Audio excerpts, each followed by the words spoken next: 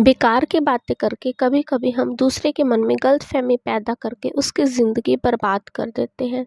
जैसे एक सहेली ने दूसरी सहेली से पूछा, बच्चा होने की खुशी में तुम्हारे पति ने तुम्हें क्या तोहफा दिया? सहेली ने कहा, कुछ भी नहीं।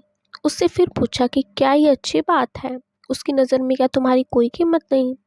शब्दों का ये बम गिराकर वो तो चली गई, अपनी सहेली को छोड़कर चलती बनी।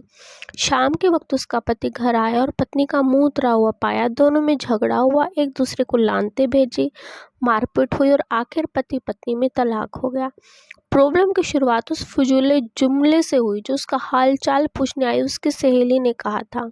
ऐसे ही रवि ने अपने दोस्त पवन से पूछा, तुम कहाँ काम करते हो? उसने कहा, फलानी दुकान में।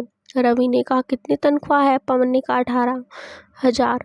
रवि बोला, 18,000 रुपये बस? तुम्हारी जिंदगी कैसे कटती है इतने पैसों में? पवन ने गहरी सांस लेते हुए कहा, बस यार क्या बताऊं। कुछ दिनों के बाद पवन अपने काम से बेरुख हुआ और तनख्वाह बढ़ाने की डिमांड कर दी, जिससे मालिक ने रद्द कर दिया। पवन ने जॉब छोड़ दी और बेरोजगार हो गया। पहले उसके पास कोई काम नहीं था, अब काम नहीं रहा। एक साहब ने एक शख्स से कहा, आजकल कहाँ रहते हो? बुजुर्ग ने कहा, बेटे बहू के साथ। उसने फिर सवाल किया, बेटे बहू सेवा करते हैं? बुजुर्ग ने कहा, हाँ, बहू ज़्यादा करती है, बेटा कामकाज में व्यस्त रहने की वजह से कम करता है। उसने फिर सवाल किया, क्या उससे तुम्हारा से लगाव नहीं है? बाप ने कहा, बेटा व्यस्त रहता है, उसके काम का शेड्यूल बहुत सख्त है, उसके बीवी बच्चे हैं, उसे बहुत कम वक्त मिलता है। पहला आदमी बोला, वाह, ये क्या बात हुई? तुमने उसे पाला पोसा, उसकी हर इच्छा पूरी की, अब उसको बुढ़ापे में व्यस्तता की वजह से मिलने का वक्त नहीं मिलता, तो ये ना मिलने का बहाना है।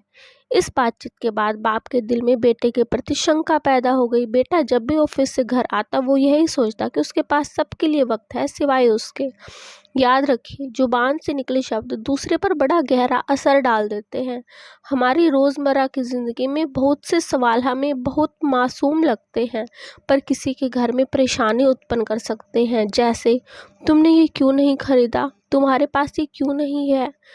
तुम इस स्त्री पुरुष के साथ पूरी ज़िंदगी कैसे चल सकते हो? इस तरह के बेमतलब के सवाल हम नादानी में पूछ बैठते हैं, जबकि हम ये भूल जाते हैं कि हमारे ये सवाल सुनने के वाले के दिल में नफ़रत या मोहब्बत का कौन सा बीज बो सकता है।